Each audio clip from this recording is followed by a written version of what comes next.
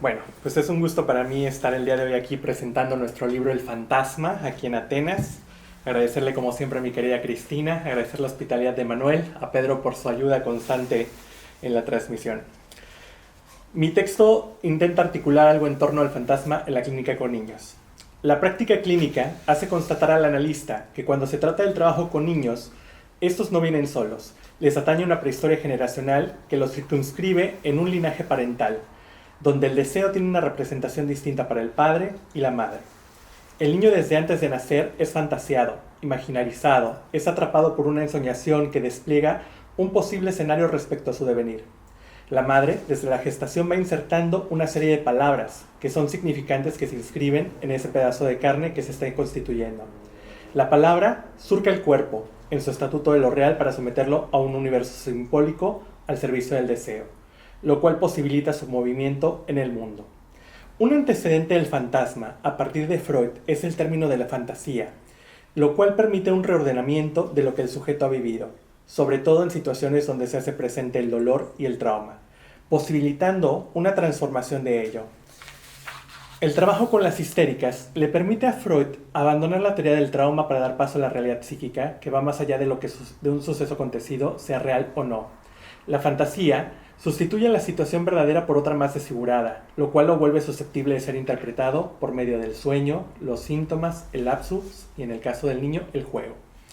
El fantasma es un guión subjetivo que todo ser hablante despliega en un escenario clínico, donde el analista, al prestar su escucha e intervención, podrá ayudar a que el sujeto acceda a la verdad de su deseo. Este punto es capital. Aquí será de relevancia pensar los tiempos constitutivos del niño en su relación con el otro, que desde un inicio inserta sus propios fantasmas en él y estos se hacen presentes por medio del síntoma. Es decir, el niño puede develar algo no dicho de alguno de los progenitores por medio del síntoma. Secreto, muerte, trauma, creencia, sentencia, deseo. Todo eso que el infante respira de su genealogía familiar. En un primer tiempo, el niño se encuentra en relación vincular con la madre, que lo envuelve con su deseo y el goce. Pero para que éste tenga cabida dentro del deseo parental, tendrá que haber existido una falta, que es producto de la propia castración por la cual los padres atravesaron. En el caso del gran otro materno, su falta tiene que ver con el anhelo del falo, eso que la complementaría, lo cual bordea su propio deseo. Ella, por medio de su apetito, da cuenta de un deseo que no es anónimo, es decir, por medio de las palabras, los cantos, los cuidados alimentarios, la mirada y la voz, van acunando al niño. Sin este apetito no hay posibilidad de alojamiento.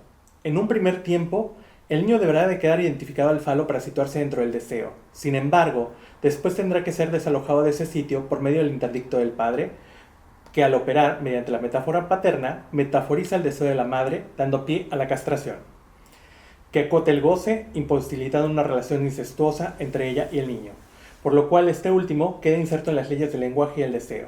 La renuncia al goce posibilita que el niño sea un ser hablante. Se puede vislumbrar a partir de esto cómo el niño puede quedar capturado en el fantasma de la madre, por lo cual existen tres posibles respuestas de parte de este.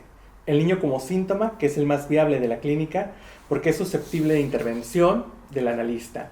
Aquí existió la operación del nombre del padre, por lo cual el niño está en el campo de la neurosis. Otra respuesta es que el niño quede como objeto del fantasma materno, obturando su propia falta de la madre. El niño queda petrificado dentro de un goce mortífero que no permite encauzar el deseo. Aquí la intervención paterna quedó fuera de juego, por lo cual la estructuración del niño estaría del lado de la psicosis. Aquí es importante resaltar que todo niño ocupa el lugar de objeto.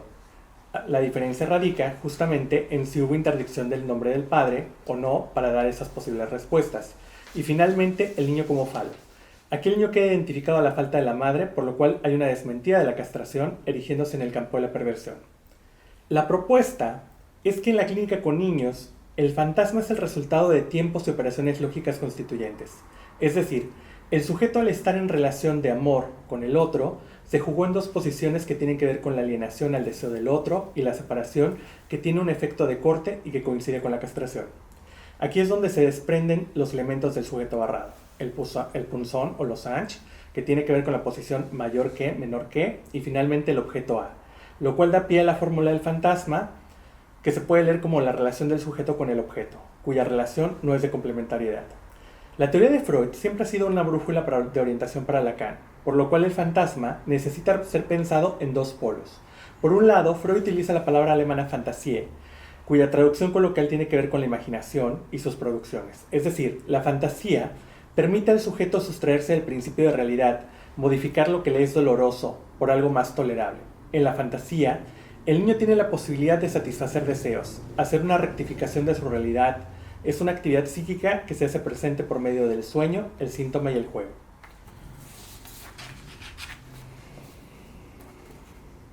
Jugar no es cualquier cosa, tiene un estatuto de seriedad en la clínica con niños. El analista no puede tomar esta producción como algo sin valor, debido a que es aquí donde se inserta una escena de lo vivido por el niño con el otro y los otros. Aquí el fantasma posibilita dar una explicación de lo que la palabra no alcanza a dar cuenta. El fantasma es ese velo que recubre lo real que para el niño es imposible de soportar, como por ejemplo el goce del otro. Un goce no mediatizado por la función paterna que lo acote. Por esto el fantasma es soporte del deseo debido a la acotación de goce, lo cual posibilita su circulación, dando pie a que el niño no quede coagulado en una posición mortífera. Pensemos en el pequeño Hans, un niño de 3 años y medio que hace estallido de una fobia cuando se ve confrontado por la diferencia sexual, donde la madre aparece como un falo en potencia no mediatizado por el padre, lo cual implicaría para él la desaparición como sujeto debido a la voracidad de la madre. La fobia como síntoma permite poner a distancia al otro materno, posibilitando la restitución de la función del padre por medio del significante caballo. Recordemos que Hans recurre a la fantasía y los mitos para dar cuenta de su mundo. Basta recordar la fantasía de las 2 jirafas, una grande y otra pequeña, que es arrugada por Hans, y sobre la cual se sienta, provocando los gritos de la grande, donde lo que convoca por medio del grito y la voz es al padre para que haga algo con esa madre que no se encuentra regulada en su goce, por lo cual en este punto vamos a establecer otra hipótesis sobre el fantasma en la clínica con niños. Si seguimos a Lacan, en el seminario 14 de la lógica del fantasma, dice al respecto: el fantasma tiene 2 características, la presencia de un objeto A y por otra parte ninguna otra cosa que lo que engendra al sujeto como ese A, saber, una frase, que queda evidenciado en la fantasía del pequeño Hans. La palabra, el juego, el modelado, el dibujo, toda creación tiene que ver con una manifestación del fantasma en la clínica con niños.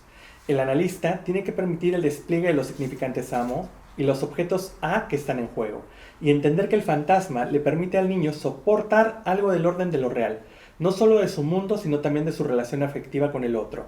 En este caso, cuando el deseo del otro es demasiado voraz, aparece el fantasma. Por su parte, Lacan recurre a la palabra francesa fantasmé, que puede traducirse también como fantasía, que puede traducirse tanto como fantasía como fantasma. De manera muy temprana Lacan ya había establecido nociones del fantasma. En el seminario 5, las formaciones del inconsciente, planteará que el fantasma se puede definir como lo imaginario capturado en cierto uso significante. Nos referimos a escenas, guiones, en suma profundamente articulado al significante. Es algo que el sujeto articula en escenificación en la que además se pone en juego él mismo.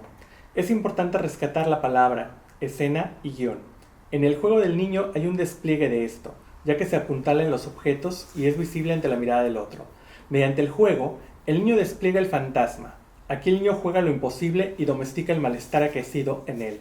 El niño, al jugar el pretérito imperfecto, juguemos a que yo era, o en este como si, posibilita montar una escena que viene de lo real. No es lo mismo decir el mundo que la escena del mundo. El fantasma enmarca esta visión. Sin el fantasma, el sujeto se confrontaría con lo real, provocando un estado de angustia insoportable. Y el último punto que posibilitará pensar el fantasma en la clínica con niños es el texto de subversión del sujeto y dialéctica del deseo en el inconsciente freudiano, donde Lacan plantea que el fantasma, a partir de la pregunta del Chevois, que se traduce como ¿me quiere? O que puede tener una doble vertiente de pregunta, como se planteó o como la respuesta a qué quiere el otro. Esto es muy cotidiano en los niños, pero tiene aún así un rasgo fundamental. Conlleva a pensar qué quiere el otro de mí, qué soy para él. Es por esto que la respuesta es muy angustiante, debido a que si lo que está en juego es el goce del otro, esto despierta la mayor de las angustias. Basta recordar que el bordeo que hace Hans del deseo de la madre lo confronta con la castración de esta, que no está regularizada por la ley. Es una devoración que lo llevaría a la nada antes de todo sistema significante. Se puede saber sobre el deseo del otro vía la demanda, que se articula en los cuidados de alimentación y protección de la infancia. Aquí toda demanda es demanda de amor, algo que escapa del registro de la necesidad, lo cual implicaría pensar que el otro ha sido barrado. es decir, castrado. Pero ¿qué sucede cuando el niño se confronta con un deseo enigmático? Lo que va a emerger es en el sujeto es la angustia ante ese deseo no predecible del otro. Por eso, el fantasma en la clínica con niños pone un límite al goce del otro. El fantasma produce placer, debido a que el goce ha sido acotado. Por ese planteamiento, será que ante la falta del otro, el deseo del otro, la respuesta del sujeto es el fantasma. El fantasma es el soporte del deseo. El fantasma en la infancia tiene que ver con el juego como máquina que despliega una escena ante la aparición del deseo del otro, que puede no estar regulado por el interdicto paterno, provocando una angustia aplastante.